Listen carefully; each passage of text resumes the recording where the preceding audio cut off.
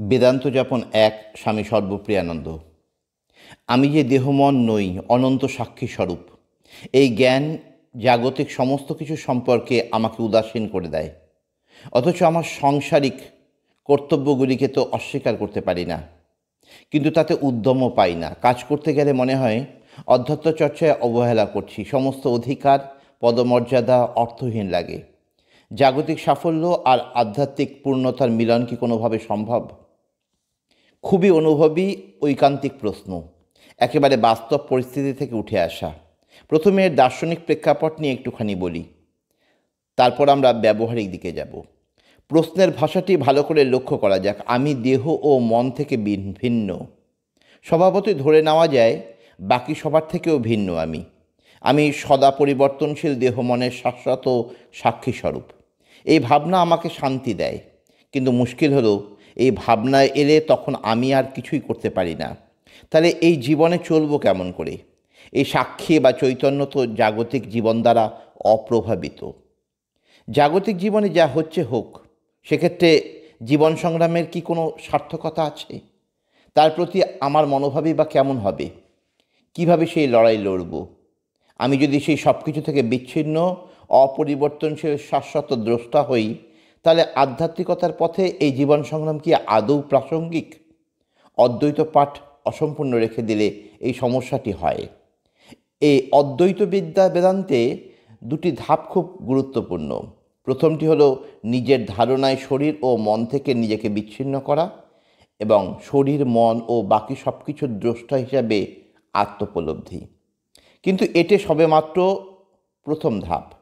একে বলে আত্ম অনাত্ম বিচার, যা স্বরূপ এবং যা কিছু স্বরূপ নয় তার মধ্যে পার্থক্য করতে শেখা। এর প্রয়োজন কেন? কারণ আমরা এখানে আত্ম এবং অনাত্ম গুলিয়ে ফেলেছি। যদি প্রশ্ন করি আমি কে, আমি সেই সচ্চিদানন্দ। কিন্তু আসলে ব্যবহারিক জগতে আমি মনে করি নিশ্চিত আমি সেই শাশ্বত চৈতন্য। কিন্তু এই দেহ মনও আমি, এই যে কত শত চিন্তা সেও আমি। কে ক্ষুব্ধ? আমি। কে ক্ষুধিত? আমি। কে অবসন্ন? আমি।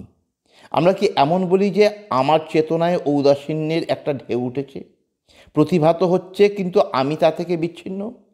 কই, তেমন তো বলি না। বরং বলি আমি উদাসীন, আমার কিছু করতে ইচ্ছে করছে না। নিজেদের সম্পর্কে আমরা বলতে থাকি আমি বৃদ্ধ বা যুবক বা রুগ্ন বা মোটা বা রোগা। কিন্তু এইসব তো আসলে এই দেহের বৈশিষ্ট্য। অর্থাৎ আমি দেহ মনের সঙ্গে যুক্ত। আমার আত্মর সংজ্ঞায় দেহমন অন্তর্ভুক্ত। আত্ম থেকে দেহমনকে দূরীভূত করাই হলো প্রথম ধাপ। না হলে নিজের স্বরূপকে চেনা আমার আর কোনো দিনই হয়ে উঠবে না। আচার্য শঙ্কর তার সেই বিখ্যাত শ্লোকে বলছেন, চিদানন্দরূপ শিবহোহং শিবহোহম। কিন্তু সবার আগে কি বলছেন? মনবুদ্ধ অহংকার চিত্তানি নাহম। আমি মন নই, বুদ্ধি নই, চিত্ত নই, ইন্দ্রিয় বা পঞ্চভূত কিছুই নই। কাজেই নেতি নেতি এটি নই সেটি নই করে এক ধরনের স্বচ্ছ ধারণায় উপনীত হওয়া যে আমি সেই সচ্চিদানন্দ স্বরূপ। কিন্তু এরপরেও আরেকটি গুরুত্বপূর্ণ ধাপ বাকি। তাতে না গিয়ে যদি এখানেই থেমে যাই, কিছুটা সাংখ্য দর্শনের ছায়া এলেও বিষয়টি কোনোভাবেই অদ্বৈত নয়। কারণ দিকে আমার স্বরূপ, আর অন্যদিকে সেই স্বরূপকে যা কিছু থেকে বিচ্ছিন্ন করেছে বিচারে সেই সব। তাহলে অদ্বৈত আর হলো কোথায়? অদ্বৈত তো অনেক দূরের কথা। আত্মর উল্টো দিকে এখন লক্ষ লক্ষ অনাত্ম।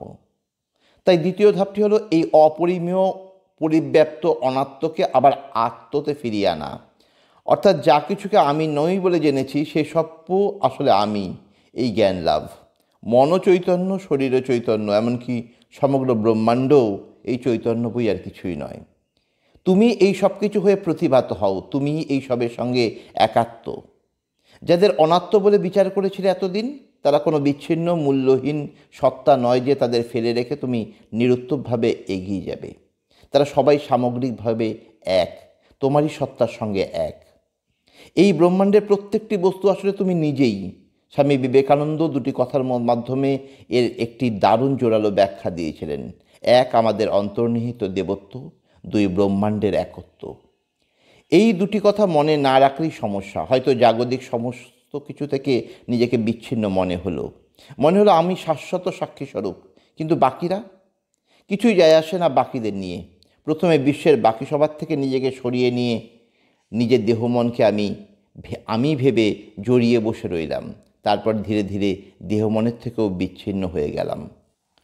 আরও সমস্যা, একেবারে বেদান্ত সুলভ সমস্যা। মাটির ঘটের উদাহরণ দিয়েই দেখা যাক। প্রাথমিকভাবে তুমি জানো এটি একটি ঘট, কিন্তু তারপর তোমায় বলা হলো ঘট ব্যতীত মাটি বলে একটা বস্তু আছে, যা এই ঘটের আসল কারণ। মাটি নামক উপাদানটি থেকে এই ঘট তৈরি হয়েছে, কাজে ঘটের নিজস্ব কোনো সত্তা নেই, সত্তা মাটির। মাটি যদি কারণ হয়, ঘট হলো তার কার্য। এই অবস্থায় ঘট আর মাটিকে তুমি নিজের মনে আলাদা দুটি অস্তিত্ব হিসাবে দেখতে শুরু করেছো। ব্যাস, যদি এখানে থেমে যাও সব মিথ্যা হয়ে গেল। তুমি কি আলাদা করে মাটি আর ঘটকে দুটি স্বতন্ত্র অস্তিত্ব হিসাবে দেখতে পারবে? না, কখনোই তুমি মাটি আর ঘটকে আলাদা করতে পারবে না। বরং আরও এক ধাপ এগিয়ে তোমায় বুঝতে হবে যে মাটি আর ঘট বলে দুটো আলাদা বস্তু নেই, আসলে একটিই বস্তু। সেটি কি? শুরু করেছিলে এই ভেবে যে সেটি ঘট, অর্থাৎ ঘট দৃষ্টি, আর শেষে বুঝতে পারছো যে এই পুরোটাই মাটি, মৃত্তিকার দৃষ্টি। ঘট কেবল তার একটি রূপ মাত্র। এই উদাহরণটি বোঝার যে পদ্ধতি, তার উদ্দেশ্য হলো শুরুতে দেহ মন জগৎকে আলাদা আলাদা সত্তা ভেবে বিচার করে তুমি শেষে বুঝবে তুমি ব্রহ্ম, তুমি এই সব কিছু থেকে প্রতিভাত হচ্ছ। অহং ব্রহ্মাস্মি ব্রহ্মদং সর্বম আত্মৈ বেদং সর্বম, আমি ব্রহ্মা, ব্রহ্মাই এই সব কিছু, আমার আত্মস্বরূপই এই সব কিছু। এটুকু বুঝতেই হবে, না হলে মাঝপথে থেমে গেলে দেখবে দুটি আলাদা বাস্তবতা তোমার সামনে। একদিকে দেহ মন জগৎ, আর অন্যদিকে তুমি, অনন্ত চৈতন্য। এই ভাবনা কিন্তু অদ্বৈত নয়।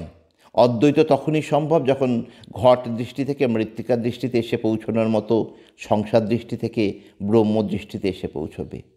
সর্বং ব্রহ্মময়ং জগৎ, এই দৃষ্টি যদি একবার তোমার চলে আসে, তাহলে এসব সমস্যা আর ফিরে আসবে না। সব কিছুর সঙ্গে একাত্মতা অনুভব করবে তখন।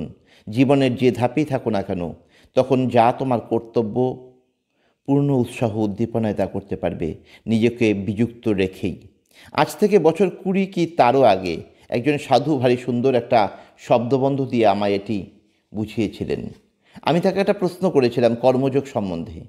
আকাঙ্ক্ষা অভিলাষ ব্যতীত একজন মানুষ কিভাবে কাজ করতে পারে? কাজ করার উৎসাহ থাকা তো সবারই প্রয়োজন। উত্তরে তিনি বলেছিলেন, অনাসক্তভাবে কাজ করো বাবা, অনাগ্রহ ভরে নয়। অনাগ্রহ শব্দটির মধ্যে কাজের প্রতি এক ধরনের বিতৃষ্ণা প্রকাশ পায়। হিন্দিতে যাকে আমরা বলি চলতা হ্যায়, অর্থাৎ কাজটি থেকে আমার কিছু পাওয়ার নেই, কিন্তু করতে যখনই হবে কোনোভাবে সেটি সেরে ফেলি। কিন্তু অনাসক্তির মধ্যে লুকিয়ে আছে ব্যক্তি স্বার্থহীনতা। যেমন পূজা করার সময় কত যত্ন নিয়ে, কত দায়িত্ব ভরে আমরা সমস্ত খুঁটিনাটি কাজ করি, পূজার সজ্জা, মন্ত্রোচ্চারণ ইত্যাদি। কিন্তু এসবের বদলে আমরা তো কিছু ফেরত চাই না সেখান থেকে। ঠিক এই পূজা করার মতো করে পৃথিবীর সমস্ত কাজ তুমি করতে পারবে কি? পারলে তা একটা দারুণ ব্যাপার হবে। সেটি হলো জীবনকে আধ্যাত্মিক করে তোলা, সংসার দৃষ্টি থেকে ব্রহ্ম দৃষ্টিতে যাত্রা, যে দৃষ্টিতে সব কিছুর মধ্যেই আমি আমার প্রিয়তম ঈশ্বরকে দেখব। ওই রুগ্ন মানুষটিও আমার ঈশ্বর, আমার কর্তব্য ঈশ্বরের উপাসনা। পরিশেষে সেই প্রশ্নেই ফিরি আমরা, তোমার ঔদাসীন্য আসছে কেন? কারণ পার্থিব লক্ষ্যগুলি আর তোমায় টানছে না, এবং এটি খুবই ভালো লক্ষণ। জাগতিক চাওয়া পাওয়া সব কিছু তোমার দেখা হয়ে গিয়েছে, সেখান থেকে আর কিছু লাভ করার নেই। কিন্তু তাই বলে সে সম্পর্কে উদাসীনতা চলে এলে তো সাত্ত্বিক না হয়ে হবে তামসিকতার ইঙ্গিত। তাই এবার এই জাগতিক লক্ষ্যের বদলে প্রয়োজন আধ্যাত্মিক লক্ষ্য। যতক্ষণ না আমি মোক্ষ লাভ করছি, মুক্ত হচ্ছি, ততক্ষণ আমার সমস্ত কাজের লক্ষ্য হোক আধ্যাত্মিকতা।